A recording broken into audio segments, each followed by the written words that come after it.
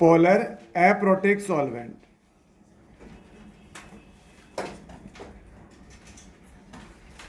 इसमें लिखो such solvent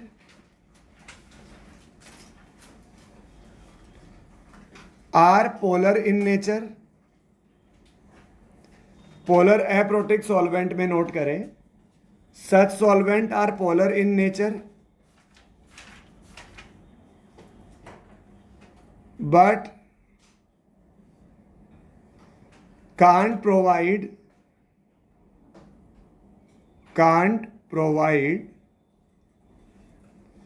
H plus ions, but can't provide H plus ions। ठीक है, जैसे इनके एग्जाम्पल की अगर अपन बात करें, CH3C डबल बॉन्ड OCH3, इसे बोलते हैं डाई मिथाइल कीटोन। तुम कहाँ थे बेटा?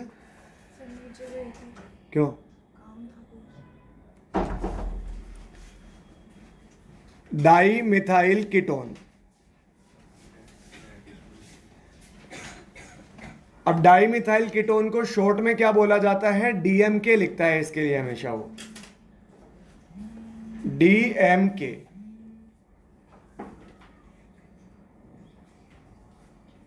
आप नोट करते जाएं, CH3S double bond O CH3, इसे बोलते हैं di methyl sulphoxide, dimethyl sulphoxide, short में बोलते हैं DMSO। HC double bond O N CH3 di methyl form amide, di methyl form amide. ठीक है, हाँ जी, इसे शॉर्ट में बोला जाता है DMF। CH3 C double bond O N, इधर आ जाएगा CH3, इधर आ जाएगा CH3, इसे बोलेंगे डाई मिथाइल एसिड एमाइड, इसे शॉर्ट में बोलते हैं DMA। इसके अलावा ये इसे बोलते हैं टेट्राहाइड्रोफ्यूरेन, टेट्राहाइड्रोफ्यूरेन, शॉर्ट में इसे THF बोलते हैं। तो आपको कभी भी फुल फॉर्म नहीं बोलेगा, वो एरो के ऊपर लिख देगा DMF, DMA, DMSO। तो ये आपको नाम पता होने चाहिए DMK। तो DMK मतलब dimethyl ketone, dimethyl sulphoxide, dimethyl formamide, dimethyl acetamide, THF, ये सारे पोलर एप्रोटिक सॉल्वेंट हैं।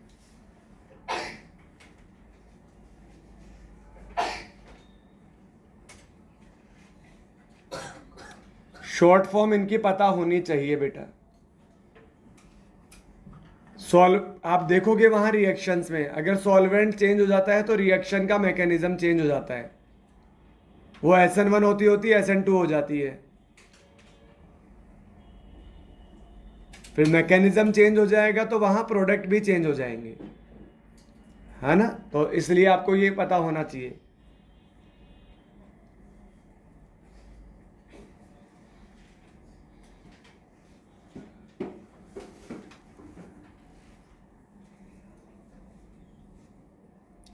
जैसे अगर मैं यहां एक एग्जांपल लूं कि मेरे पास ये NaOH, लेट सपोज ये एक रिएजेंट है या सब्सटेंस है, और इसको मैं CH3C double bond O CH3, आप देखो यहां पर एसिडिक H क्या होता है बेटा, वो हाइड्रोजन जो मोर ईएन से अटैच हो। तो यहां मोर ईएन ऑक्सीजन है, उससे अटैच तो कोई हाइड्रोजन ही नहीं है, इसलिए यहां पोलैरिटी तो आएगी। ये पोलर तो है पर अप्रोटिक है। क्या है? अप्रोटिक। अब कार्बन और ऑक्सीजन की ईएन में क्या होता है? डिफरेंस। तो इसलिए इधर आता है डेल पॉजिटिव, इधर आता है डेल नेगेटिव। क्लियर है? अब यहां क्या हो जाएगा? CH3 C, इधर आ जाएगा CH3। This is del positive, this is del negative. मैं आपको कल भी समझा रहा था इसके बारे में कि ये वाला, जैसे अब यहां पर मेरे पास Na+ आए, उस प्लस से तो ये रिएक्शन कर लेगा, मतलब उस प्लस को तो ये अट्रैक्ट कर लेगा। अट्रैक्ट, सॉल्वेंट अगर किसी सॉल्यूट के किसी पार्ट को अट्रैक्ट कर रहा है ना, इसका मतलब वो उसे डिसॉल्व कर रहा है। मतलब Na+ के चारों तरफ तो एसीटोन ही एसीटोन आ जाएंगे। एक एसीटोन इधर से आ जाएगा, ये डबल बॉन्ड हो CH3, इधर डेल प्लस, इधर डेल माइनस, इस तरह से। तो ये Na+ को तो अपने चारों तरफ डिसॉल्व कर लेगा, लेकिन यार जो OH- है, उस OH- को तो ये कार्बोकैटायन ये अट्रैक्ट कर ही नहीं पाएगा, क्योंकि ये जो पॉजिटिव पार्ट है इसका, वो तो हिंडर्ड है ना बेटा। इसका पॉजिटिव पार्ट देखो बड़े बड़े अल्काइल ग्रुप से छुपा हुआ है बीच के अंदर। तो जो सॉल्वेंट का OH जो अपने सब्सटेंस था, उसका जो Na+ तो ठीक है, OH- से तो ये बात ही नहीं कर पा रहा ढंग से। तो यहां जो एनायनिक पार्ट है उसका डिसोल्यूशन नहीं होगा, केवल कैटायनिक पार्ट का ही डिसोल्यूशन होगा। और ऊपर वाले में अपन देख रहे थे वाटर इसके चारों तरफ आराम से आके इकट्ठा हो रहा था, क्योंकि वाटर इसके साथ में H बॉन्डिंग बना ले रहा था, रिएक्शन कर ले रहा था। वो देखो OH- के साथ में वाटर का H+ इजीली बॉन्ड बना रहा था। तो सॉल्वेंट बॉन्ड बना रहा है, मतलब OH- के चारों तरफ वाटर वाटर वाटर वाटर आकर इकट्ठा होता जा रहा है। समझ आ रही है बात आपको? तो आप ये नोट कर लें।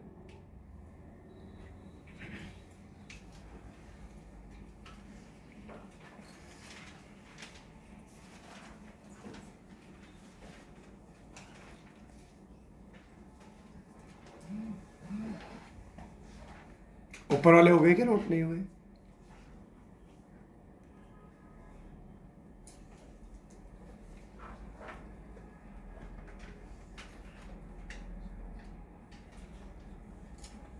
हाँ जी।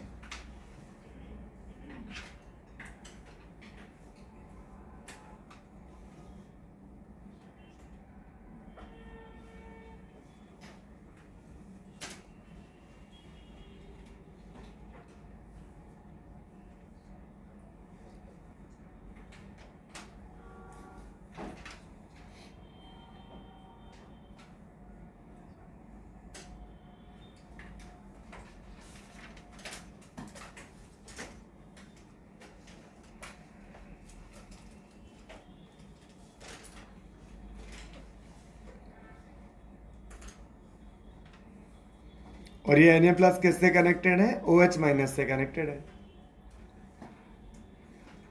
तो आप लिखें इसमें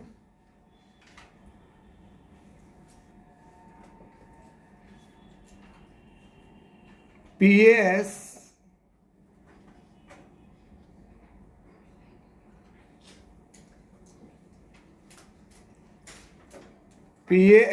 dissolve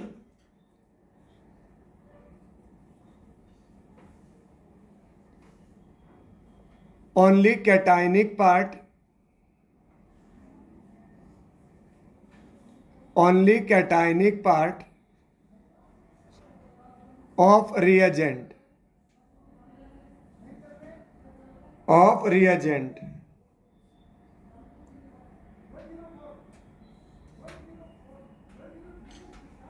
but anionic part of reagent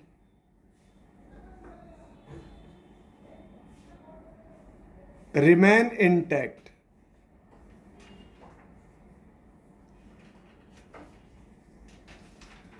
यानी एनायनिक पार्ट के साथ में किसी भी तरह से कोई रिएक्शन नहीं है। आगे बात समझ?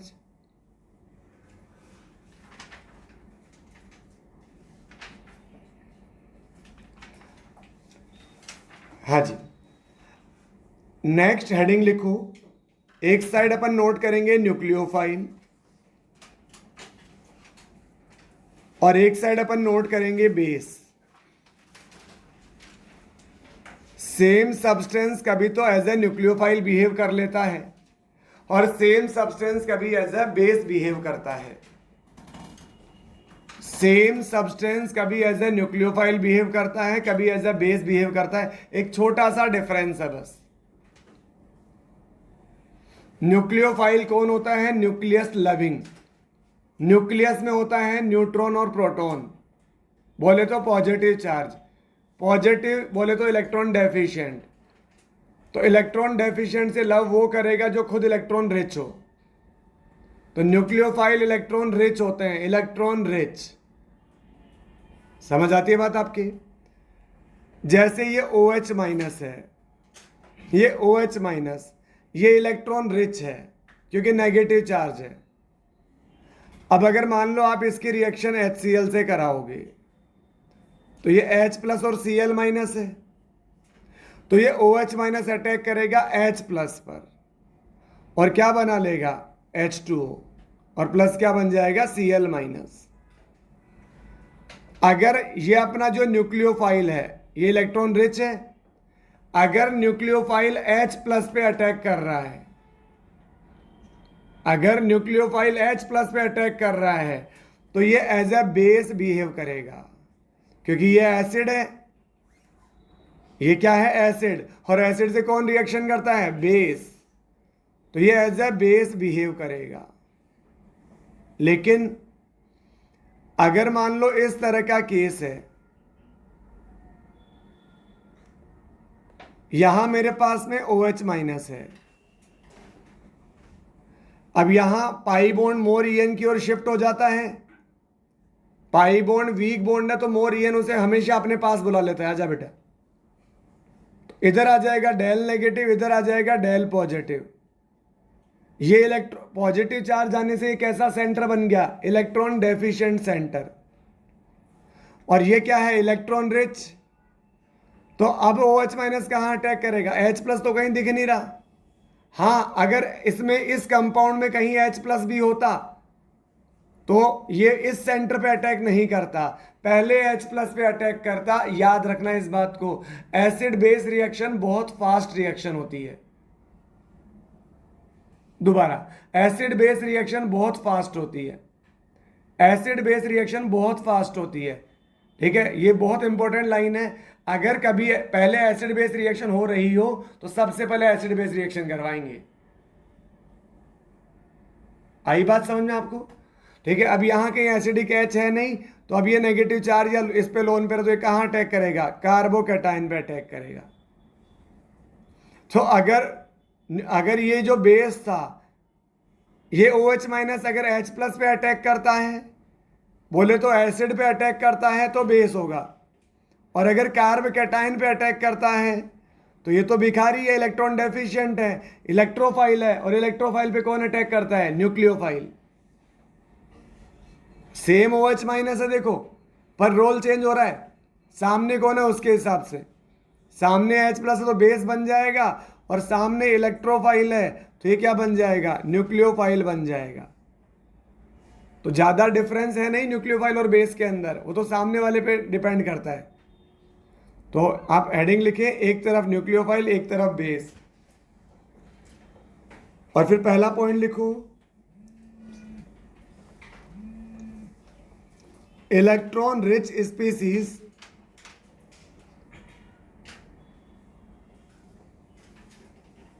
which attack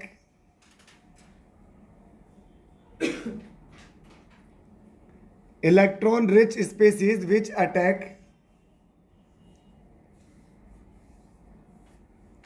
on electron deficient center, on electron deficient center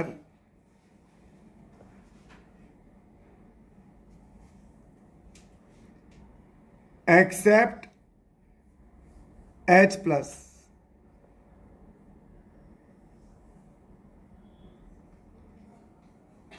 Second, same कहाँ, इधर भी फर्स्ट पॉइंट है। तो इलेक्ट्रॉन रिच स्पीसीज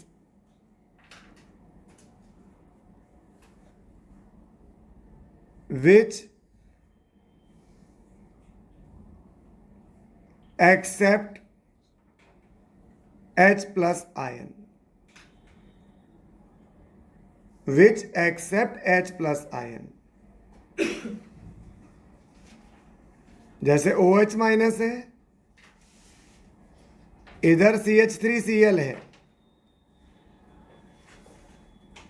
आप देखो CH3Cl, इस CCl बॉन्ड में देखो क्लोरीन की EN ज्यादा है, तो क्लोरीन पर नेगेटिव चार्ज आएगा, कार्बन पर पॉजिटिव चार्ज आएगा। तो ये OH माइनस कहाँ अटैक करेगा, पॉजिटिव सेंटर पे। नेगेटिव तो पॉजिटिव पे अटैक करता है, तो जब ये इधर से अटैक करेगा यहां से Cl बाहर निकल जाएगा। तो ये क्या बन जाएगा, CH3OH बन जाएगा, और क्या बन जाएगा, Cl माइनस। समझे बेटा? ठीक है, तो ये Cl माइनस, अब ये बाहर निकल इस तरह से, तो ये क्या है, this is nucleophile, this is electrophilic centre. यहां से कौन बाहर निकल गया, Cl। तो Cl को क्या बोलेंगे अपन, Lg। Lg बोले तो लीविंग ग्रुप। लीविंग ग्रुप जो ग्रुप निकल जाता है, जब कोई रिएजेंट अटैक करता है तो कुछ ग्रुप निकल जाते हैं बाहर, उन्हें लिविंग ग्रुप बोलते हैं। ठीक है, तो ये Cl यहां as a leaving group behave कर रहा है। पर मान लो यहां पर सेम रिएक्शन होती, OH माइनस बगल में होता HCl, ये अटैक करता है H प्लस पे, तो क्या बन जाता, H2O प्लस Cl माइनस।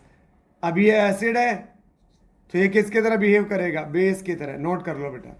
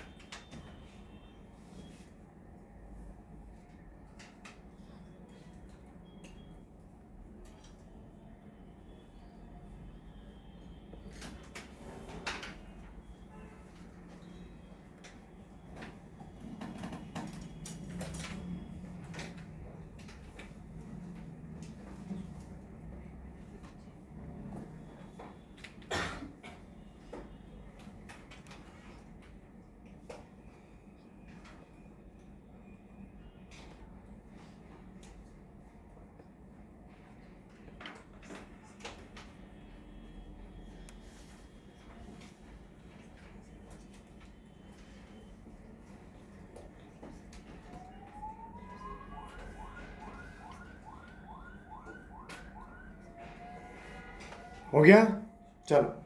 अब इसमें एक टर्म आती है बेटा जिसे बोलते हैं न्यूक्लियोफिलिसिटी। न्यूक्लियोफिलिसिटी क्या होती है, कोई न्यूक्लियोफाइल कितना जल्दी लोन पे डोनेट करेगा। नहीं, कितने ज्यादा नहीं, ज्यादा की कोई बात नहीं है। डोनेट तो हमेशा एक ही लोन पेयर होता है, उसके पास 100 लोन पेयर हो कोई फर्क नहीं पड़ता उससे, एट ए टाइम डोनेट तो एक ही करेगा, पर कितना जल्दी डोनेट करेगा वो होता है न्यूक्लियोफिलिसिटी। तो जल्दी डोनेट करेगा मतलब ये तो क्या बात हुई, स्पीड की बात हुई, स्पीड की बात हुई ना। तो इसका मतलब न्यूक्लियोफिलिसिटी जो होता है वो काइनेटिकली कंट्रोल्ड होता है। काइनेटिक का मतलब क्या होता है, स्पीड। तो ये स्पीड के हिसाब से कंट्रोल होता है। इसका मतलब जिसकी स्पीड ज्यादा है उसकी न्यूक्लियोफिलिसिटी ज्यादा है, और जिसकी स्पीड कम है उसकी न्यूक्लियोफिलिसिटी कम है। अब जैसे दो आदमी हैं, ठीक है, एक 50 किलो का, एक 150 किलो का, ठीक है। अब दोनों की स्पीड आपने को पता ही है किसकी स्पीड ज्यादा होगी। जो भारी होगा वो नहीं दौड़ पाएगा उतना, उसकी स्पीड कम है तो उसकी न्यूक्लियोफिलिसिटी कम है। इसका मतलब आप न्यूक्लियोफिलिसिटी कैसे देखोगे, साइज के हिसाब से। जिसका मास कम होगा, जिसका साइज कम होगा, वो जल्दी अटैक कर पाएगा। क्लियर है क्या बात मेरी? ठीक है, तो ये नोट करो, न्यूक्लियोफिलिसिटी इज काइनेटिकली कंट्रोल्ड।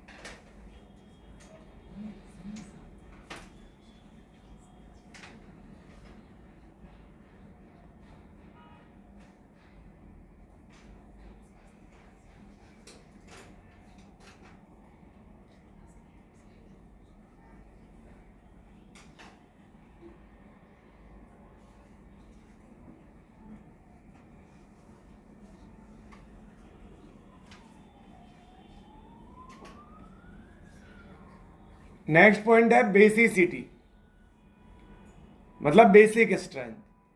अब बेसिक स्ट्रेंथ ज्यादा कब होगी? जब वो लोन पेयर ज्यादा डोनेट करेगा। कर क्यों रहा है lone pair donate? H plus को एक्सेप्ट करने के लिए। भाई बेस कब बनेगा वो? जब H प्लस को एक्सेप्ट करेगा। तो बेसिसिटी क्या होती है? Tendency to accept H plus ion. ठीक है, कैसे? लोन पेयर डोनेट करके। तो H प्लस आयन एक्सेप्ट करके कितना स्टेबल प्रोडक्ट बना रहा है, वो होती है बेसिसिटी। H प्लस एक्सेप्ट करके कितना स्टेबल प्रोडक्ट बना रहा है। अब स्टेबल प्रोडक्ट, तो बात आ गई स्टेबिलिटी पर। और स्टेबिलिटी जहां मिलेगी रिएक्शन वहीं स्पॉन्टेनियस होगी, और स्पॉन्टेनिटी डिसाइड होती है थर्मोडायनेमिक्स से, डेल्टा जी से। अगर डेल्टा जी प्रोसेस का नेगेटिव है तो ही तो स्पॉन्टेनियस होगा प्रोसेस। तो वो काइनेटिकली कंट्रोल्ड है, ये थर्मोडायनेमिकली कंट्रोल्ड है, क्योंकि वहां कितना जल्दी अटैक होता है इससे मतलब है, यहां कितना स्टेबल प्रोडक्ट बन रहा है इससे मतलब है। क्लियर है? नोट कर लो बेटा। तो यहां साइज का कोई लेना देना नहीं है बेसिसिटी में, यहां तो प्रोडक्ट स्टेबल बनना चाहिए। साइज छोटा है बड़ा डजंट मैटर। नोट कर लो भाई, basic strength.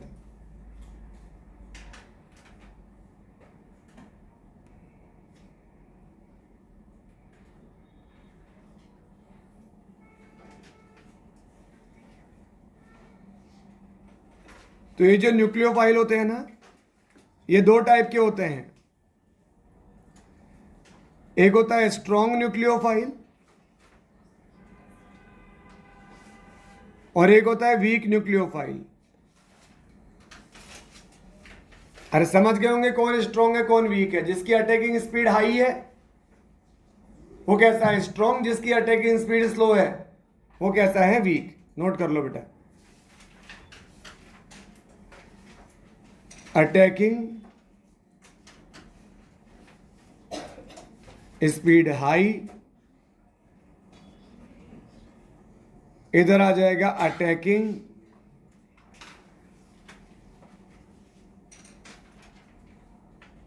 Speed slow.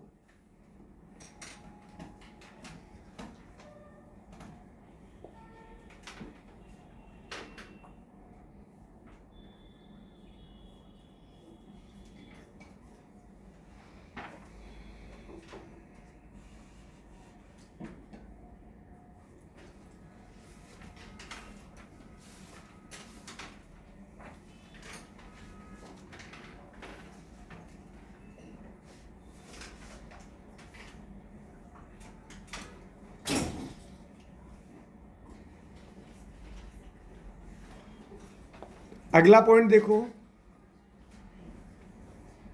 As steric hindrance.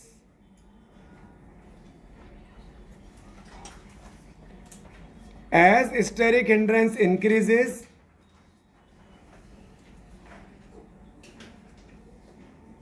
mobility decreases, nucleophilicity decreases. देखो सुनो, स्टेरिक हिंड्रेंस का मतलब अगर साइड में ग्रुप जुड़ते जाएं, अगर साइड में ग्रुप जुड़ते जाएं तो अटैक करना क्या होगा, थोड़ा सा मुश्किल होगा, चलना ही मुश्किल हो जाएगा। अरे खुद के साइड में ग्रुप जुड़ते जाएं तो खुद हैवी हो जाएगा, हैवी हो जाएगा तो मूव करना मुश्किल हो जाएगा, मोटा हो जाएगा, कैसे चल पाएगा इजीली।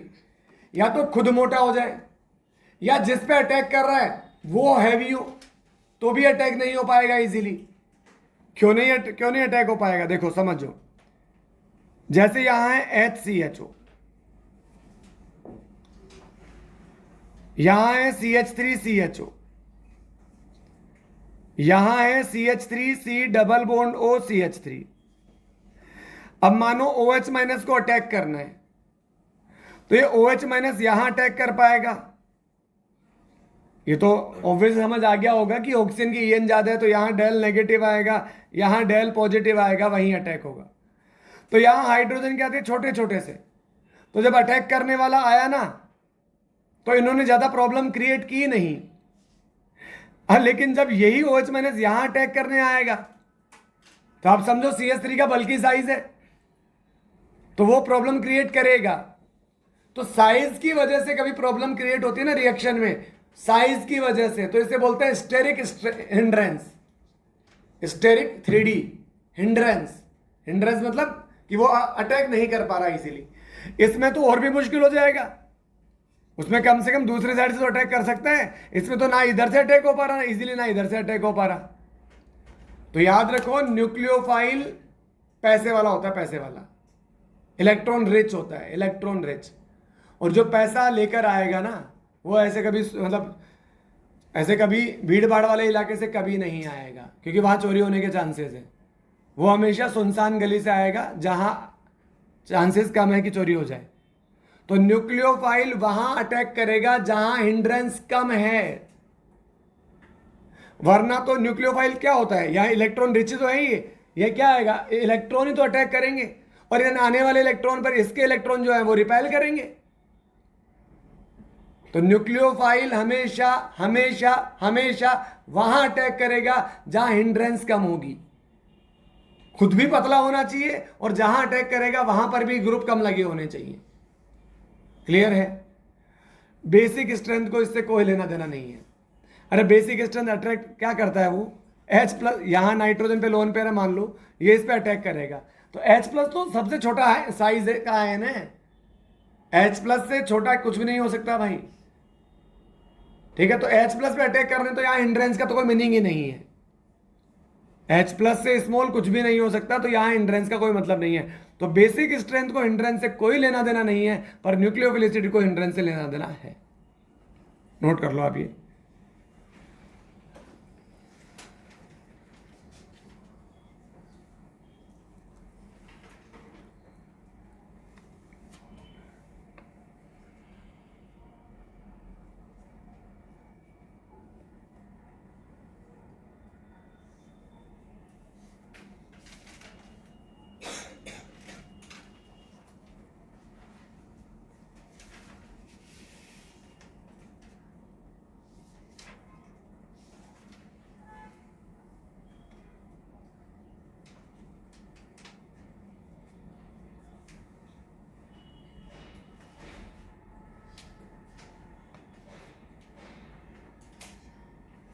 तनुज समझ आ रहा ना भाई?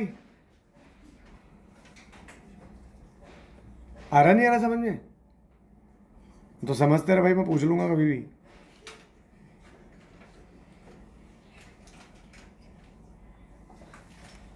है ना, कोई डाउट है तो पूछ लेना।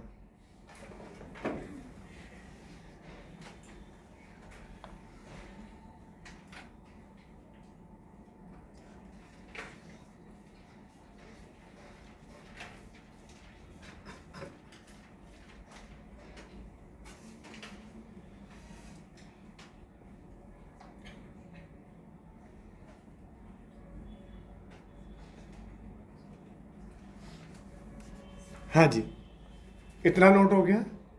तो ये डिफरेंस है बेसिक, बेस और न्यूक्लियोफाइल में।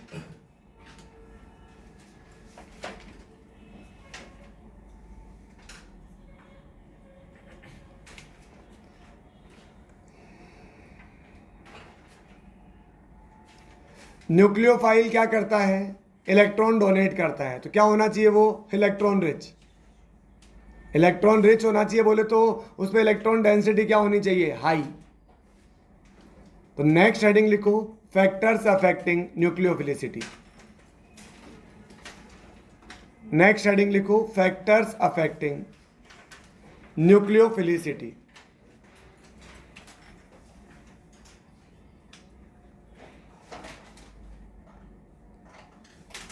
फर्स्ट पॉइंट है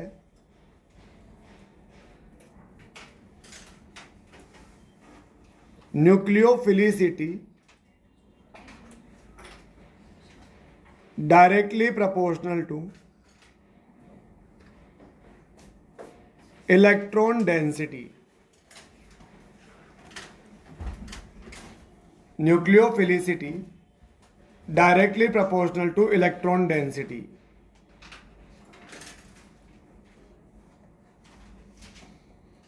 और ये जो इलेक्ट्रॉन डेंसिटी होती है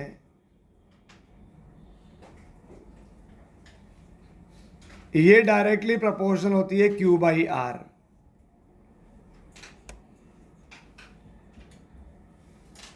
मतलब कम साइज में चार्ज ज्यादा होना चाहिए, साइज कम और चार्ज ज्यादा, नेगेटिव चार्ज ज्यादा और साइज कम, तब इलेक्ट्रॉन डेंसिटी ज्यादा होगी।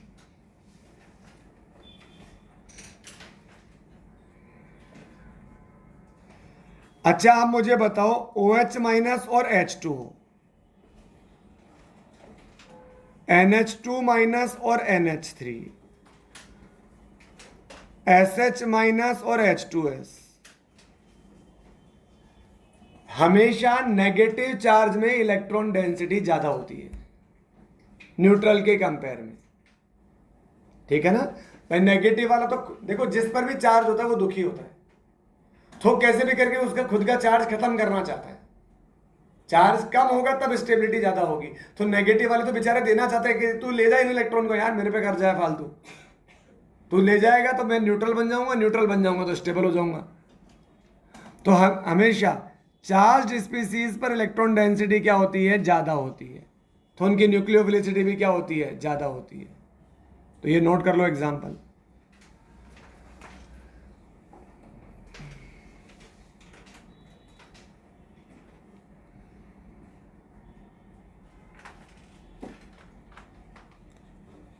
इसका मतलब अगर अपन न्यूक्लियोफिलिसिटी की कंपेयर करें तो नेगेटिव चार्ज वाले की न्यूक्लियोफिलिसिटी ज़्यादा होती है न्यूट्रल से। नेगेटिव चार्ज वाले की न्यूक्लियोफिलिसिटी ज़्यादा होती है किससे, न्यूट्रल से।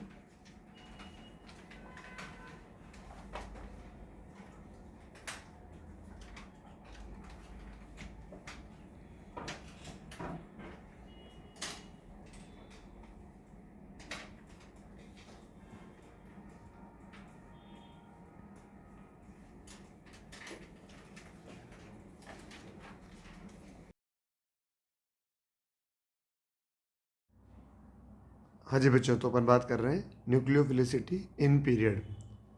न्यूक्लियोफिलिसिटी इन पीरियड, जैसे अपन एनाइन की स्टेबिलिटी पीरियड में EN से देखते हैं और एनाइन की स्टेबिलिटी ग्रुप में साइज से देखते हैं, वैसे ही न्यूक्लियोफिलिसिटी इन पीरियड ये अपन EN से चेक करेंगे।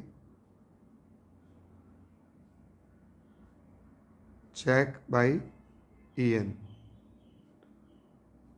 इलेक्ट्रोनेगेटिविटी।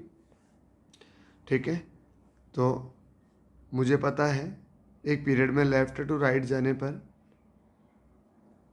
एक पीरियड में लेफ्ट टू राइट जाने पर इलेक्ट्रोनेगेटिविटी इंक्रीज होती है। Left to right electronegativity increase होती है, तो इलेक्ट्रोनेगेटिविटी इंक्रीज होगी तो इलेक्ट्रॉन एक्सेप्ट करने की टेंडेंसी बढ़ेगी, इलेक्ट्रॉन खींचने की टेंडेंसी बढ़ेगी, इलेक्ट्रॉन डोनेट करने की टेंडेंसी कम होगी। तो electron donating tendency electron donating tendency decrease होगी, और इलेक्ट्रॉन डोनेटिंग टेंडेंसी डिक्रीज होगी तो न्यूक्लियोफिलिसिटी भी क्या होगी, डिक्रीज होगी। इलेक्ट्रॉन डोनेट करना वही तो न्यूक्लियोफाइल होता है, जो इलेक्ट्रॉन जितना जल्दी डोनेट करे। तो पीरियड में लेफ्ट टू राइट जाने पर ई एन इंक्रीज होती है, ई एन इंक्रीज तो इलेक्ट्रॉन डोनेट करने की टेंडेंसी डिक्रीज, तो nucleophilicity decrease.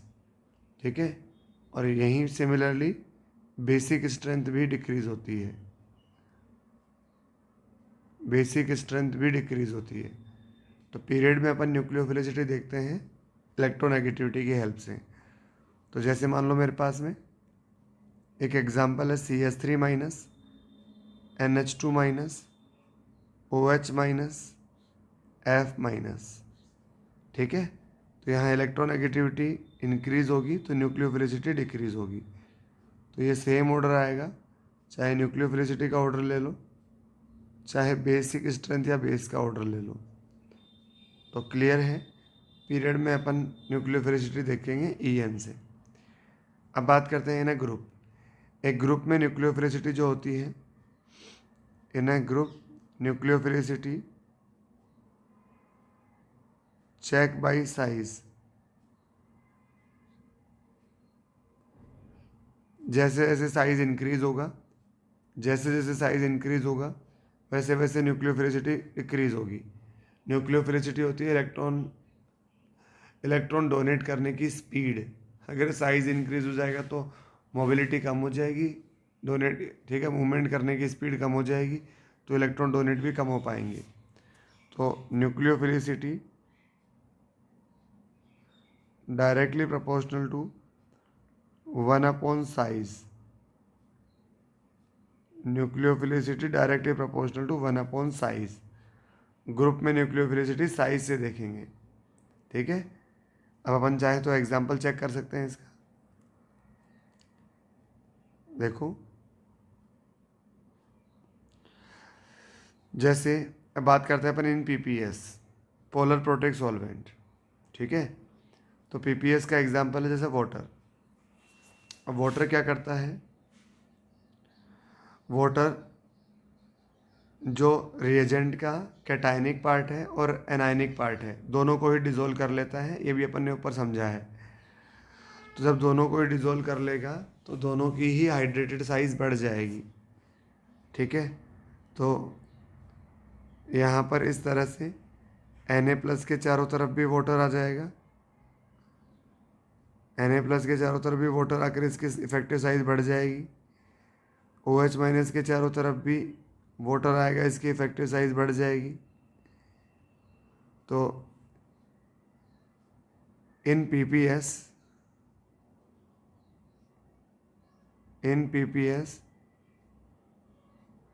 Hydrated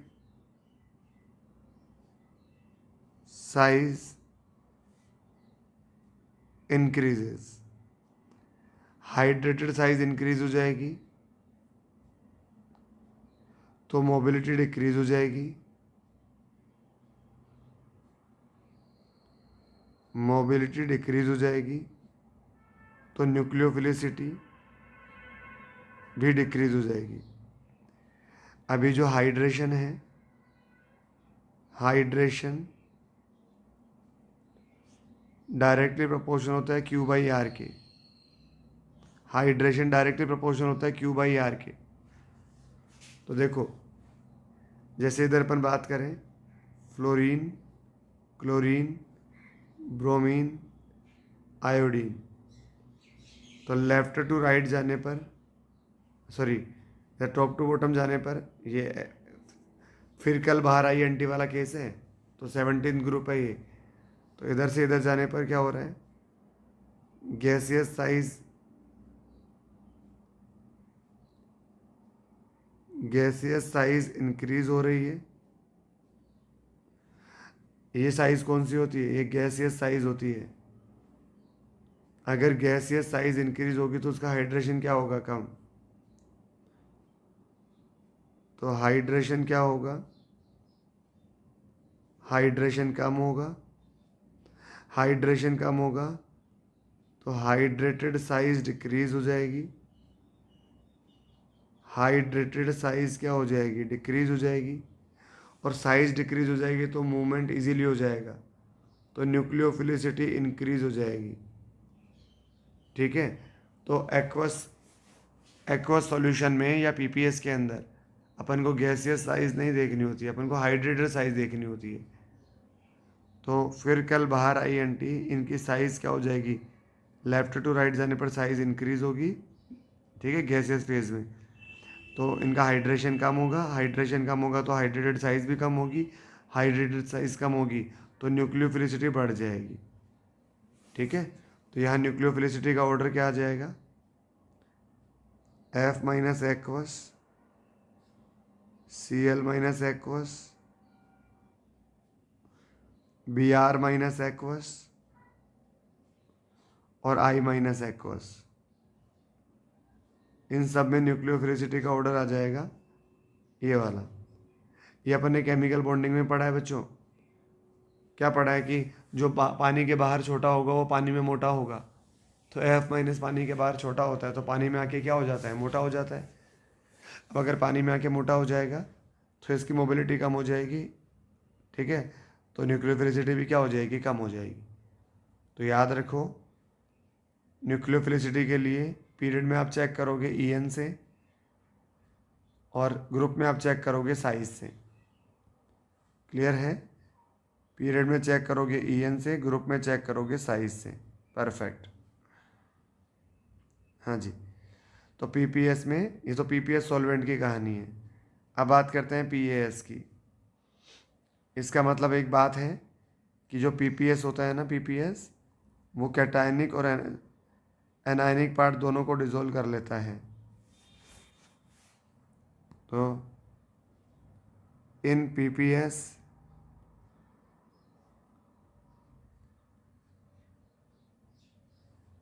both cationic and anionic, both cationic and anionic part of reagent dissolve, both cationic and anionic part of reagent dissolve, hence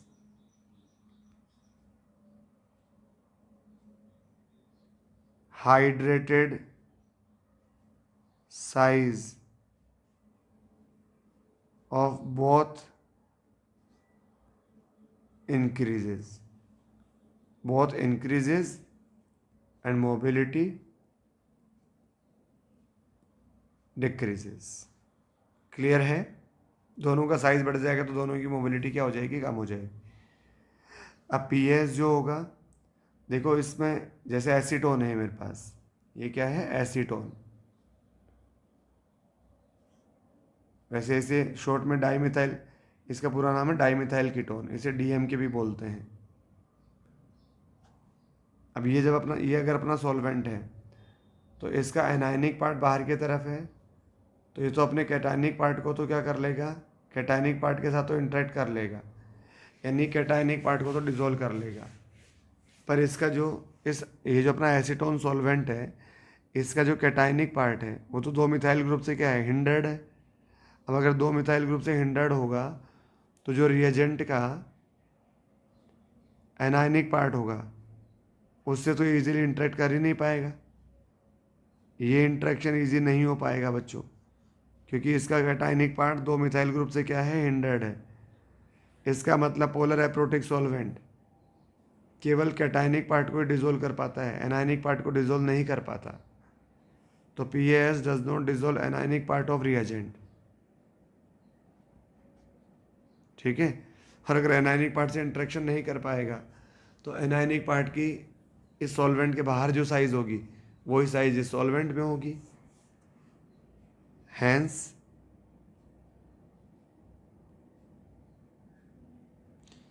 size of anion does not change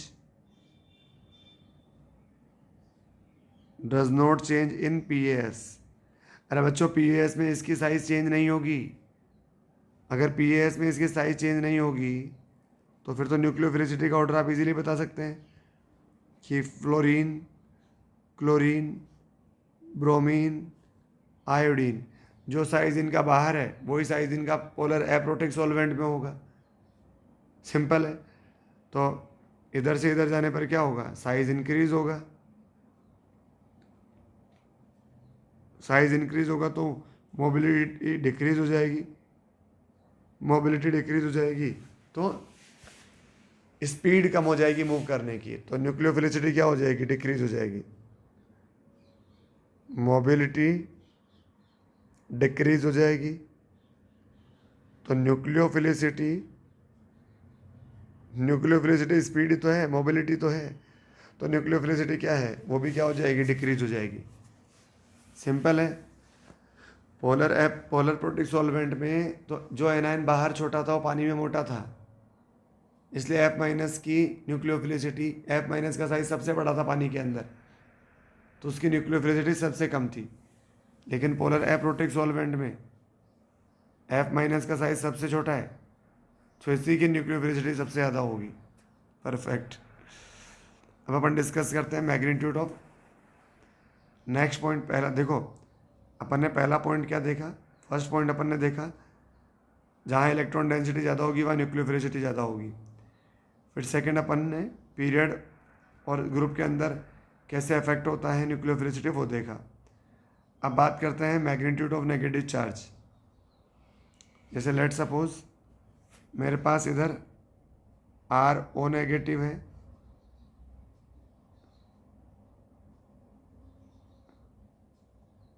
इधर phenyl पर O negative है,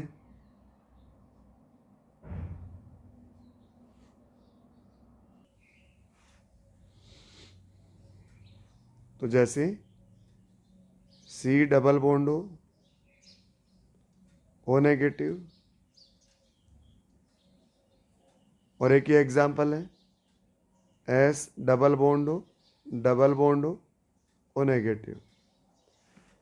अब आप देखें यहाँ जो alkyl group है, यहाँ जो ऑक्सीजन का लोन पेयर है, ये क्या है, लोकलाइज है, कोई रेजोनेंस नहीं है।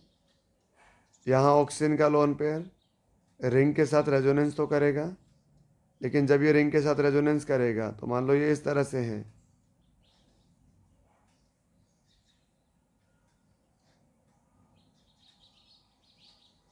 तो जब ये इधर लोन पेयर डोनेट करेगा तो ये पाई बॉन्ड कहाँ शिफ्ट हो जाएगा, ये वाला पाई बॉन्ड कहाँ शिफ्ट हो जाएगा, इधर शिफ्ट हो जाएगा। तो कार्बन पे क्या आ जाएगा, नेगेटिव चार्ज आ जाएगा। इसका मतलब इसका लोन पेयर कैसा है, डीलोकलाइज। पर यहाँ पर डीलोकलाइज होने के बाद में नेगेटिव चार्ज कार्बन पे जा रहा है। अब कार्बन पे जाएगा तो कार्बेनाइन उतना स्टेबल नहीं होता है, कार्बेनाइन उतना स्टेबल नहीं होता है, तो ये उतना इफेक्टिव रेजोनेंस नहीं है। अब आप देखो यहाँ पर जब रेजोनेंस होगा ये इधर आएगा, ये इधर जाएगा, तो यहाँ क्या बनेगा बच्चों, यहाँ बनेंगे 2 इक्वल आर एस। ये अपन पढ़ चुके हैं पहले, 2 इक्वल रेजोनेटिंग स्ट्रक्चर। और यहाँ जब यहाँ SO3 नेगेटिव में जब रेजोनेंस होगा तो यहाँ क्या बनेगा, 3 इक्वल आर एस बनेगा, 3 इक्वल आर एस बनेगा। क्लियर है। तो यहाँ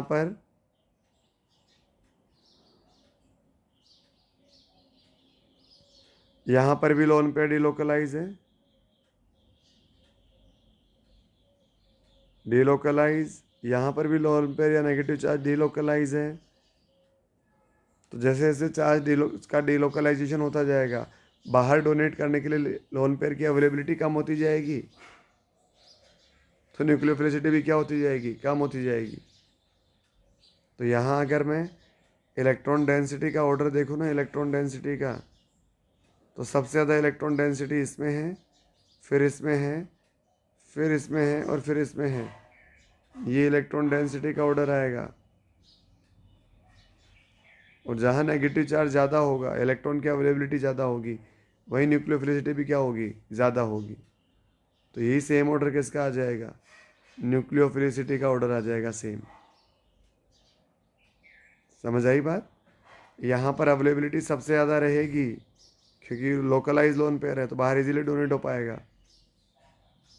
ठीक है, चलो तो परफेक्ट।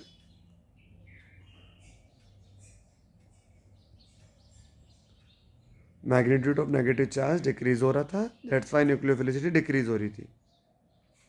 अब बात करते हैं अपन nucleophilicity proportional to 1 upon steric hindrance. बिल्कुल सही बात है, जहाँ हिंड्रेंस कम होगी, जहाँ हिंड्रेंस कम होगा वहाँ पर न्यूक्लियोफिलिसिटी ज़्यादा होगी, उसकी न्यूक्लियोफिलिसिटी ज़्यादा होगी।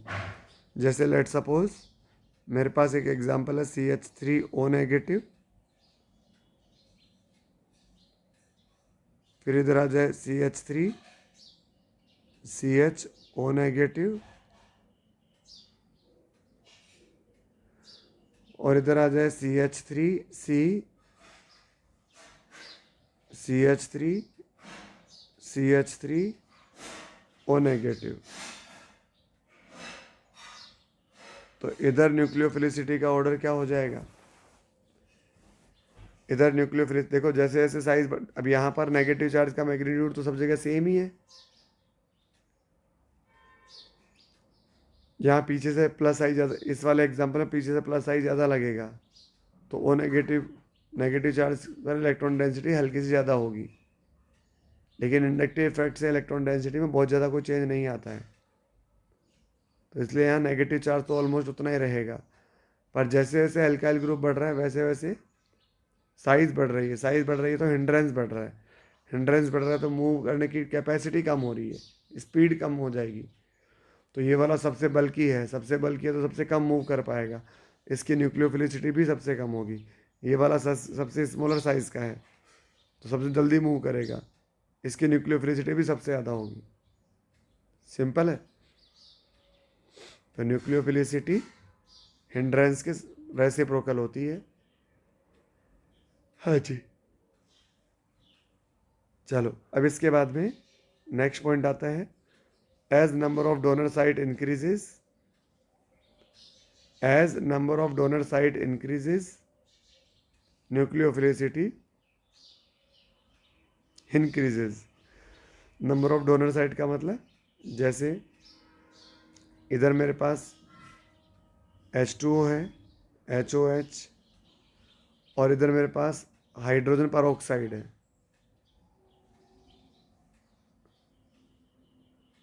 तो यहाँ पर डोनर साइट एक थी, इधर डोनर साइट दो है।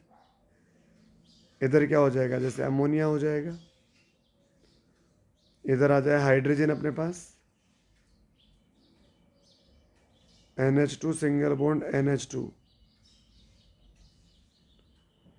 तो जैसे जैसे डोनर साइट इंक्रीज होगी वैसे वैसे न्यूक्लियोफिलिसिटी इंक्रीज हो जाएगी, न्यूक्लियोफिलिसिटी इंक्रीज हो जाएगी। क्या बोल रहे हो सर, ऐसा क्यों है? ऐसा इसलिए है क्योंकि देखो यहाँ जैसे हाइड्रोजन परऑक्साइड में इन दोनों लोन पेयर में क्या हो जाएगा, रिपल्शन होएगा। अब LP जब रिपल्शन होएगा तो अगर ये एक लोन पेयर बाहर वाले को इजीली डोनेट कर दिया जाए तो यहाँ लोन पेयर की अवेलेबिलिटी कम हो जाएगी, लोन पेयर की अवेलेबिलिटी कम हो जाएगी तो रिपल्शन भी कम हो जाएगा, रिपल्शन कम हो जाएगा तो स्टेबिलिटी बढ़ जाएगी। ठीक है, तो रिपल्शन की वजह से इसकी स्टेबिलिटी कम थी, इसकी रिएक्टिविटी ज़्यादा थी, रिएक्टिविटी ज़्यादा थी तो लोन पेयर डोनेट करने की कैपेसिटी भी ज़्यादा थी। तो इसलिए जहाँ लोन पेयर की अवेलेबिलिटी ज़्यादा है वहाँ इलेक्ट्रॉन इजीली डोनेट किया जा सकता है।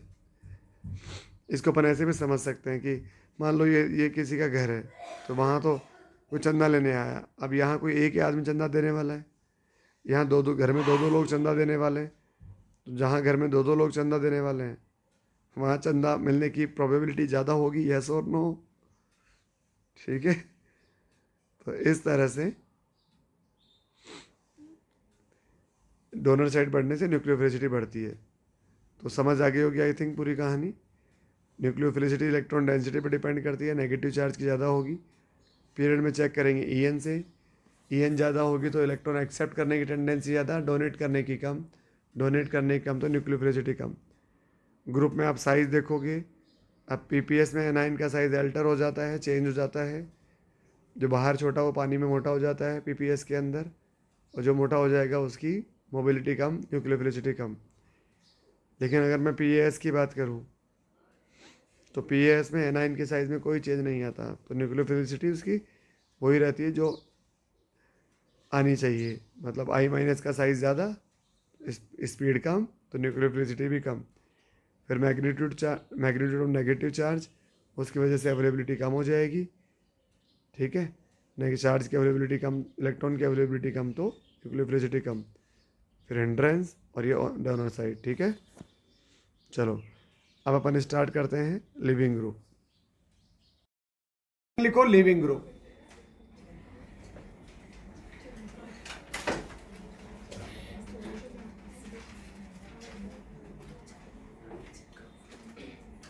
नेक्स्ट हेडिंग लिखो leaving group.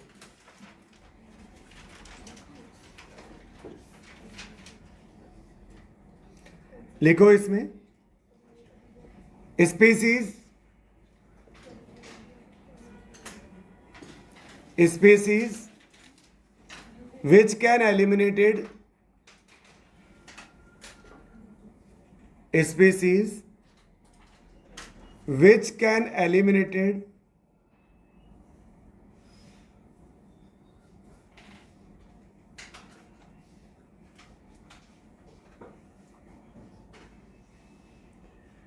by some substance,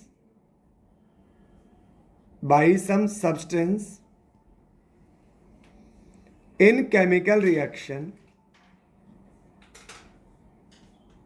by some substance in chemical reaction are known as living group.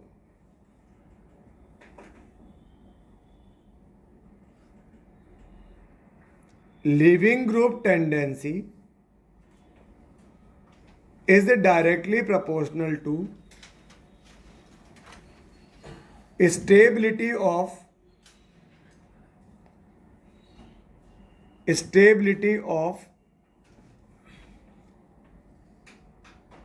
anion oblique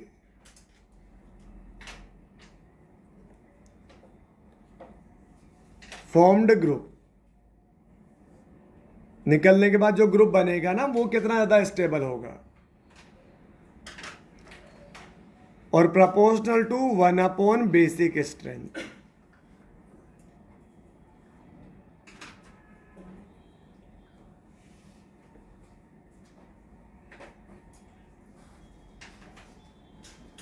एक पॉइंट और लिखो, वीकर बेस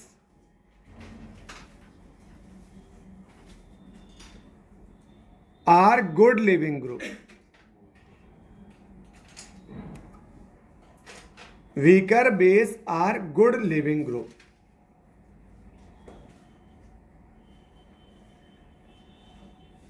तो बेसिकली अपन को क्या करना है, एनाइन की स्टेबिलिटी देखनी है ना। जैसे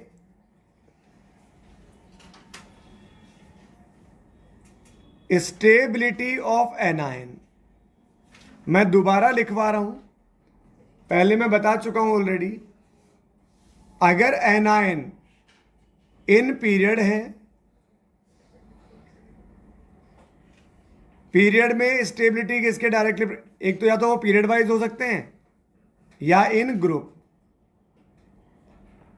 तो ग्रुप में स्टेबिलिटी जो है डायरेक्टली प्रोपोर्शनल होगा किसके, ईएन के, और यहां जो स्टेबिलिटी होगी वो डायरेक्टली प्रोपोर्शनल होगी किसकी, साइज के। अब जैसे मान लो मेरे पास एक रिएक्शन है CH3Cl और इधर OH माइनस अटैक कर रहा है। कौन अटैक कर रहा है, OH माइनस। ये इधर अटैक करेगा क्योंकि कार्बन पर पॉजिटिव आएगा ना, क्लोरीन की ईएन ज्यादा है। अरे इस पर डेल पॉजिटिव आएगा, इस पर डेल नेगेटिव आएगा, तो नेगेटिव वाला तो पॉजिटिव पर अटैक करेगा। तो क्या हो जाएगा, CH3OH ठीक है, और इधर Cl लीव कर गया। लेकिन एक सेकंड रिएक्शन भी तो हो सकती है इसकी रिवर्स, कि इधर CH3OH है और इधर Cl अटैक कर रहा है, ये अटैक करेगा, ये यहां से लीव कर जाएगा, तो CH3Cl और OH माइनस। अब मुझे ये देखना है कि दोनों में कौन सी रिएक्शन पॉसिबल है, कौन सी पॉसिबल नहीं है। ये रिएक्शन पॉसिबल है और ये रिएक्शन पॉसिबल नहीं है। क्यों पॉसिबल नहीं है? क्योंकि जिसको आप घर से निकाल रहे हो ना, आप उसको देखो कि वो निकलने के बाद खुश है कि नहीं है। अगर निकलने के बाद खुश है तो वो तो खुद ही छोड़ के चला जाएगा, सही बात। तो ये क्या है यहां? Leaving group. ये क्या है यहां? Leaving group. अच्छा, ये सेम पीरियड के हैं कि डिफरेंट ग्रुप के हैं? ऑक्सीजन और क्लोरीन सेम पीरियड के हैं कि डिफरेंट ग्रुप के हैं? ऑक्सीजन सेकंड पीरियड का होता है, क्लोरीन थर्ड पीरियड का होता है, यानी डिफरेंट ग्रुप के हैं। और ग्रुप में स्टेबिलिटी कैसे देखते हैं? साइज से। जितना ज्यादा साइज, चार्ज उतना डिस्पर्स, जितना डिस्पर्स उतनी ज्यादा स्टेबिलिटी। तो यहां लिविंग ग्रुप ज्यादा स्टेबल है।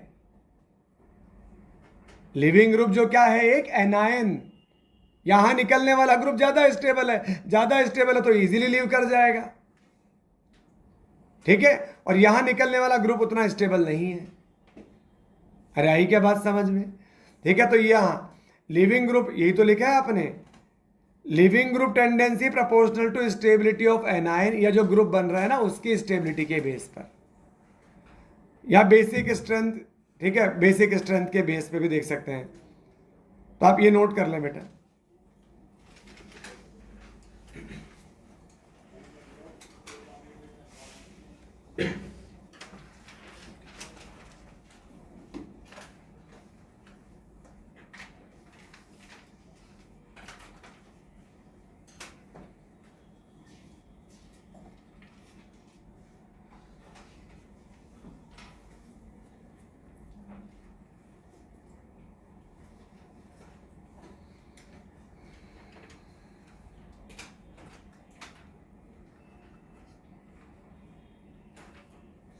स्टेबिलिटी Cl माइनस की ज्यादा होगी OH माइनस से।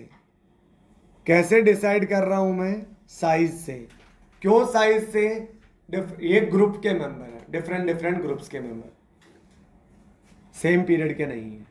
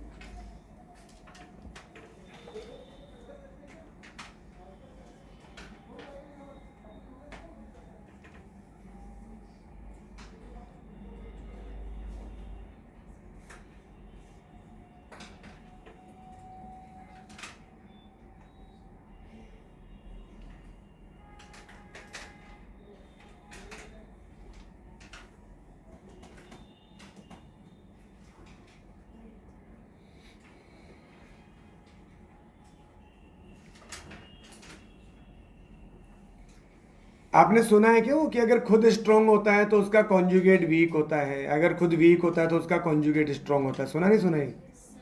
ठीक।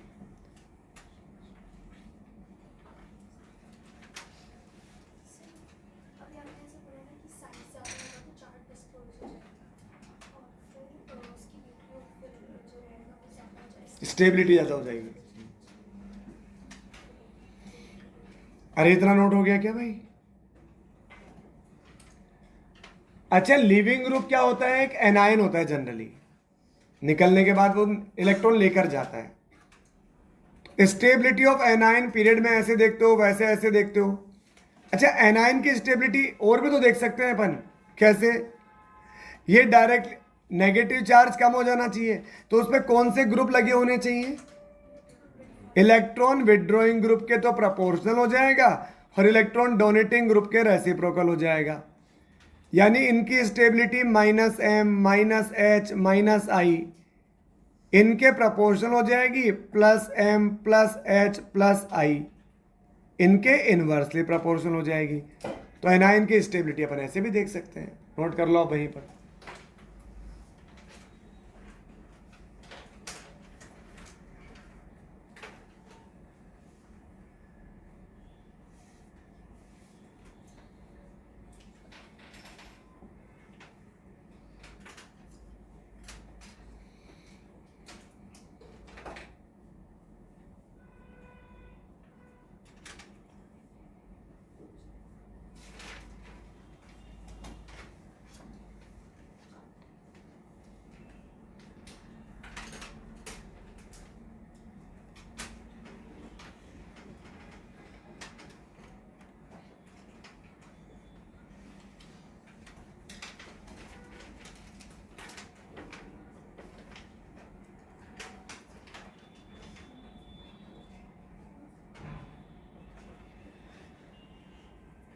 हो गया भाई?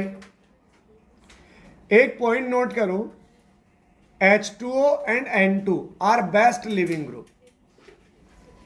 लिखो बेटा, H2O and nitrogen are best leaving group.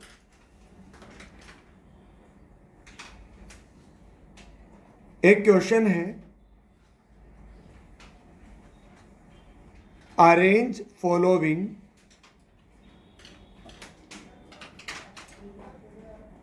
in increasing order of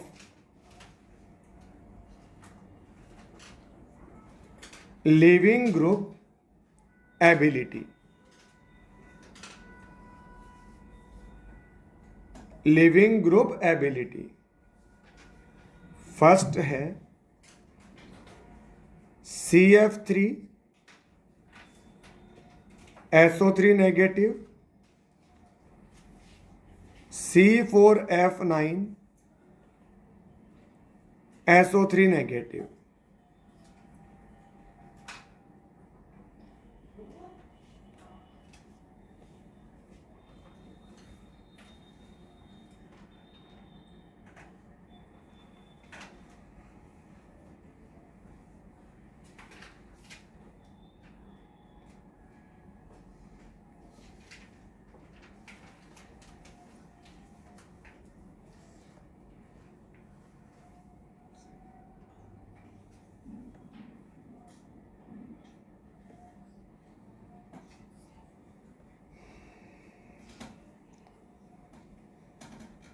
मुझे तो लिविंग ग्रुप क्या होना चाहिए? स्टेबल होना चाहिए बस, तब वो आसानी से निकल जाएगा।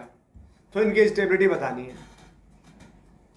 पता है भव्य, इस पहले की स्टेबिलिटी बता भाई, इन दोनों में ज्यादा स्टेबल कौन है?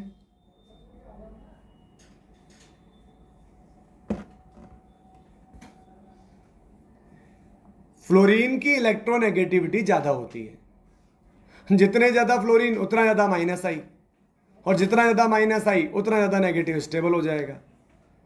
तो यहां 3 फ्लोरीन है या 9 फ्लोरीन है, तो 9 फ्लोरीन का माइनस आई ज्यादा लगेगा। ठीक है, तो यहां क्या हो जाएगा? ये लिविंग ग्रुप टेंडेंसी आ जाएगी। चल इन चारों में बता दे भाई।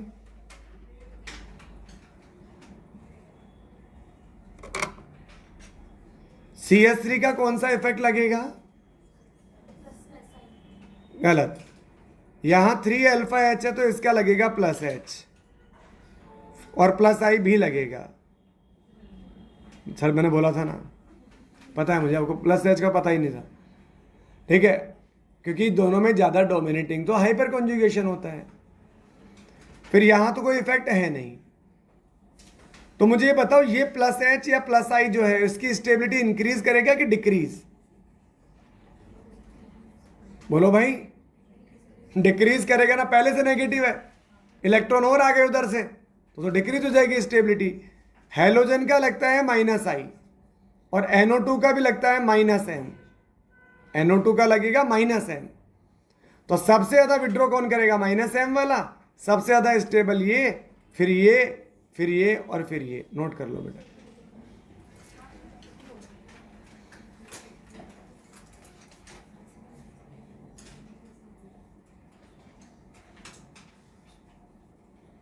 नोट करें जल्दी।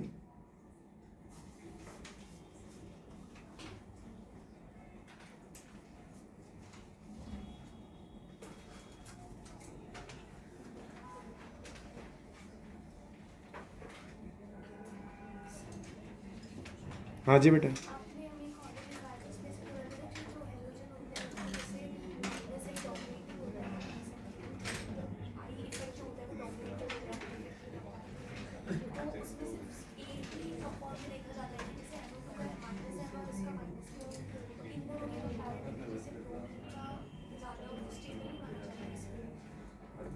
नहीं नहीं, एम इफेक्ट और आई इफेक्ट में ज्यादा कौन होता है? M effect. ठीक है, तो इसका NO2 का माइनस एम ज्यादा है ना। ब्रोमीन का ही माइनस एम और ब्रोमीन के ही माइनस आई के कंपेयर में ब्रोमीन का माइनस आई डोमिनेटिंग होता है ना। लेकिन किसी और का माइनस एम लग रहा है, इसका माइनस आई लग रहा है, तो माइनस एम ही डोमिनेटिंग होगा। चलो नोट करो भाई। क्या हो गया तुषार भाई, बता क्या दिक्कत है?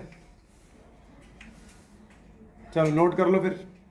हो गया नोट ये। इसके बाद में अगला पॉइंट आता है। नोट हो गया क्या ये?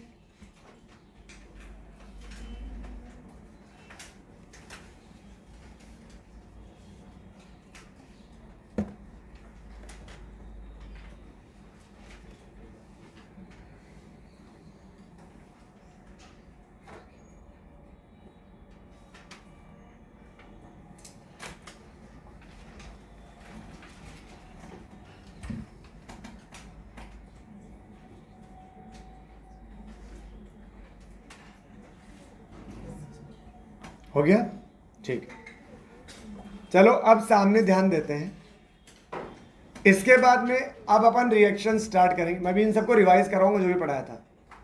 पहले अपन बात करते हैं टाइप ऑफ रिएक्शन की। अब पूरी ऑर्गेनिक में अपन कौन कौन सी रिएक्शन पढ़ेंगे। एक होता है एडिशन रिएक्शन। एडिशन रिएक्शन कौन शो करता है? देखो, जहां C double bond C triple bond C, जहां पाई बॉन्ड होता है ना, तो वहां ये जो पाई बॉन्ड होता है इसको ब्रेक करना इजी होता है। पता लगा यहां इनके बीच में सिग्मा बॉन्ड था, बड़ी वैसे तो स्ट्रांग है, पर आपने कैसे जोड़ तोड़ करके मतलब इतनी एनर्जी ले आए कि इनको तोड़ दिया।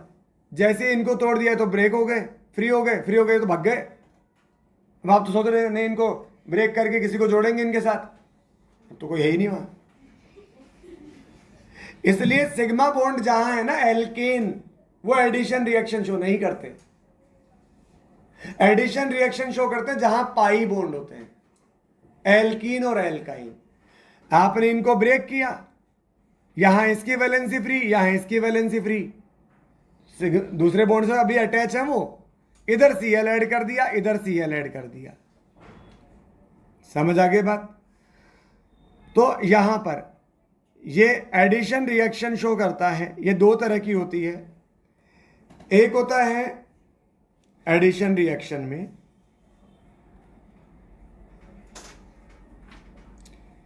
एक होता है आयोनिक रिएक्शन, और एक होता है फ्री रेडिकल रिएक्शन।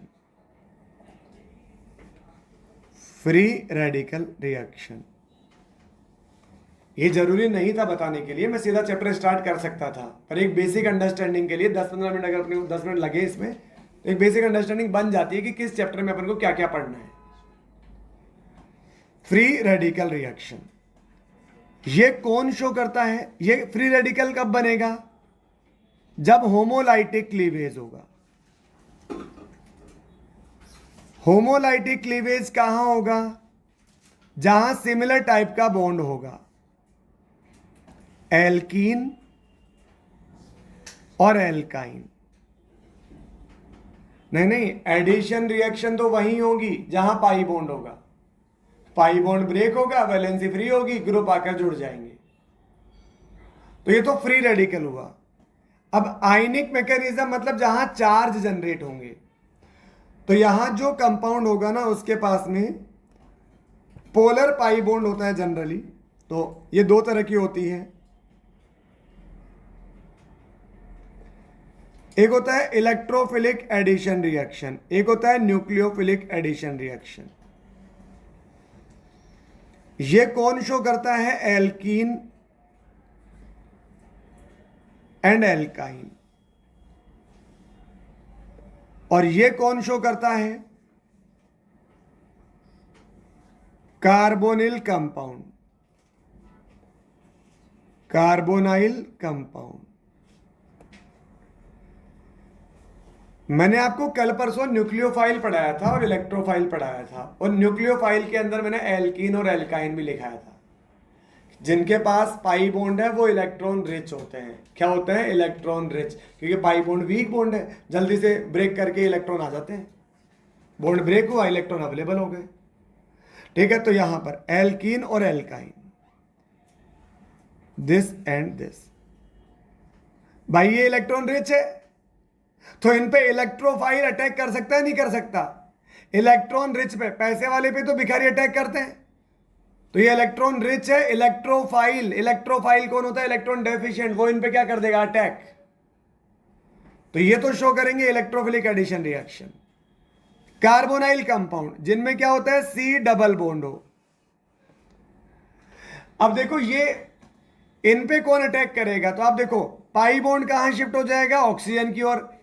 इस पर नेगेटिव आएगा, इस पर पॉजिटिव आएगा। तो कार्बन पर कैसा चार्ज आया? पॉजिटिव। तो कार्बन क्या हो गया? डेफिशिएंट। अब डेफिशिएंट पे भिखारी कैसे अटैक करेंगे? इलेक्ट्रोफाइल कैसे अटैक करेगा? नहीं कर सकता। इलेक्ट्रोफाइल खुद डेफिशिएंट, ये कार्बन खुद डेफिशिएंट, लड़ बनेंगे दोनों आपस में। तो कौन अटैक करेगा? ये डेफिशिएंट है तो इस पे जो रिच है वो अटैक करेगा। तो कौन अटैक? देखो रिएक्शन का जो नाम होता है ना, वो पहले कौन अटैक करता है उस फर्क उससे पड़ता है। तो यहां ये इलेक्ट्रॉन डेफिशिएंट है, इस पे न्यूक्लियोफाइल अटैक करेगा। इलेक्ट्रॉन रिच को तो बोलते हैं न्यूक्लियोफाइल। तो nucleophilic addition reaction carbonyl compound show करते हैं। इलेक्ट्रोफिलिक एडिशन रिएक्शन ये पाई बॉन्ड वाले खुद रिच है, तो इन पे इलेक्ट्रोफाइल अटैक कर लेंगे। ये नोट कर लें आप। Addition reaction, type of reaction में पहला लिखो एडिशन रिएक्शन, जल्दी लिखो भाई।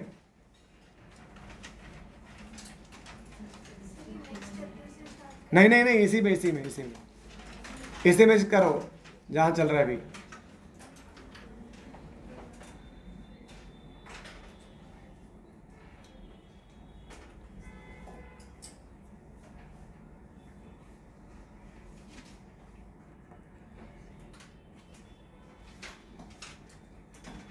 मुझे कम से कम 5-7 मिनट और लगेंगे, है ना?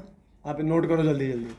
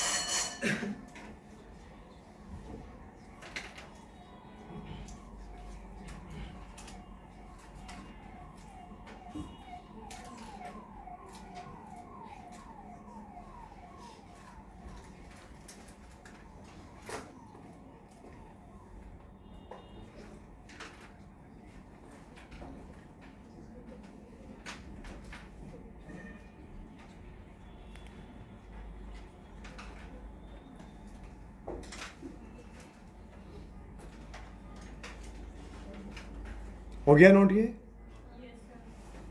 ठीक है, ये पहला है एडिशन रिएक्शन। सेकंड आता है सब्स्टिट्यूशन रिएक्शन। सब्स्टिट्यूशन रिएक्शन समझ गए होंगे आप, सामने देखो। पहले 1 मिनट आप समझ लें, फिर नोट कर लेना। ये ए बी एक बॉन्ड है, यहां सी कोई अटैकिंग रिएजेंट है, इसने अटैक किया, बी को लीव करवा दिया, तो सब्स्टिट्यूट हो गया ना, कि पहले कोई और था वहां पर, खुद के उसकी जगह खुद आ गया, तो सब्स्टिट्यूशन रिएक्शन है। नोट कर लो। अब ये 2 तरह का होता है, एक होता है फ्री रेडिकल रिएक्शन, इसे बोलते हैं FR-SR। FR-SR मतलब फ्री रेडिकल सब्स्टिट्यूशन रिएक्शन, और उस ऊपर वाले को बोलते हैं FR-AR मतलब फ्री रेडिकल एडिशन रिएक्शन। ऊपर वाले को बोलते हैं FR-AR free radical addition reaction, और इसे बोलते हैं FR-SR फ्री रेडिकल सब्स्टिट्यूशन।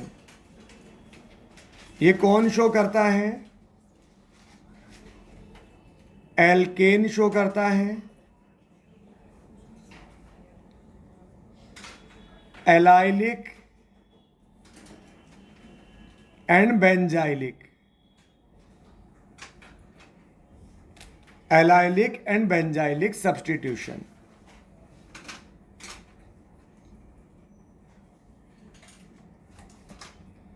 फिर सेकंड आयोनिक रिएक्शन, ये भी 2 तरह की होती है, इलेक्ट्रोफिलिक सब्स्टिट्यूशन और न्यूक्लियोफिलिक सब्स्टिट्यूशन। ये कहां होता है अपने को? मेनली बेंजीन में।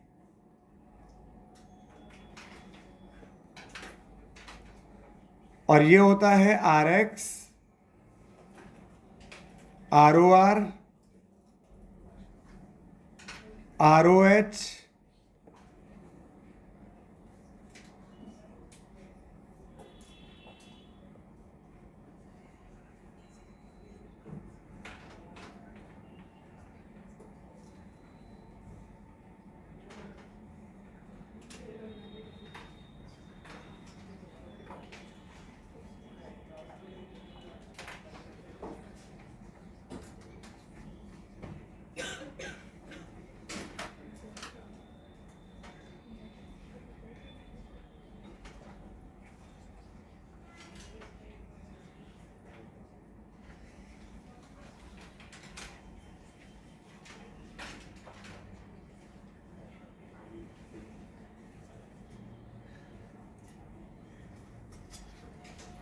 इतना नोट हो गया।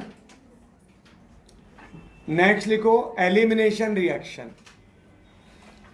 एलिमिनेशन रिएक्शन 2 टाइप की होती है, E1 और E2। एलिमिनेशन रिएक्शन में क्या बनेगा? पाई बॉन्ड का फॉर्मेशन होगा। जब आप एटम को हटा दोगे तो वैलेंसी बचेगी जो आपस में कनेक्ट कर जाएगी। तो एलिमिनेशन रिएक्शन 2 टाइप की होती है,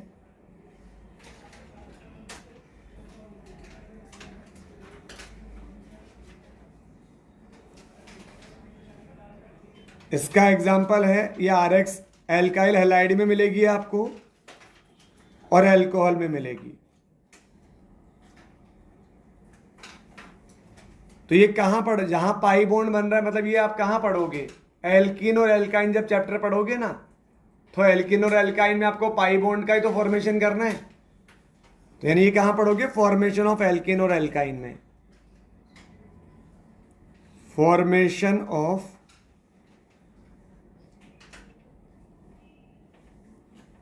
एल्कीन एंड एल्काइन। और एक लास्ट है rearrangement reaction. Rearrangement reaction,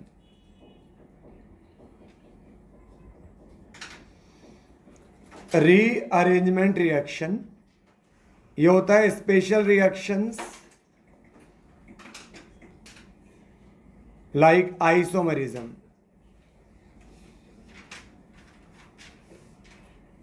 isomerism, जैसे इधर था ABC, इधर बन जाएगा ACB, तो ग्रुप क्या हो गए, इंटरचेंज हो गए, इंटरचेंज। रुके रुके 1 मिनट और रुके, ज्यादा जल्दी ना करें।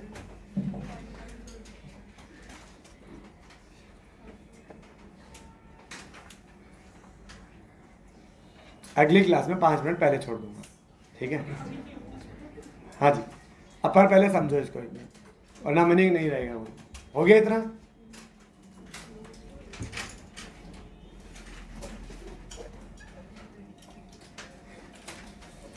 देखो सुनो, अपन ने क्या पढ़ा बेसिकली आज? अपन सॉल्वेंट पढ़ रहे थे।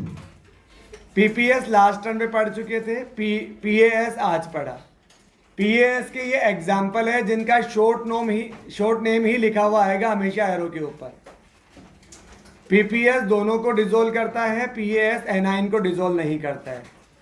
न्यूक्लियोफाइल और बेस में डिफरेंस पढ़ा। न्यूक्लियोफिलिसिटी एक बार पढ़ना, 1% भी आपको कंफ्यूजन लगे तो अपन नेक्स्ट टर्म पे इससे दोबारा समझ लेंगे, ठीक है ना?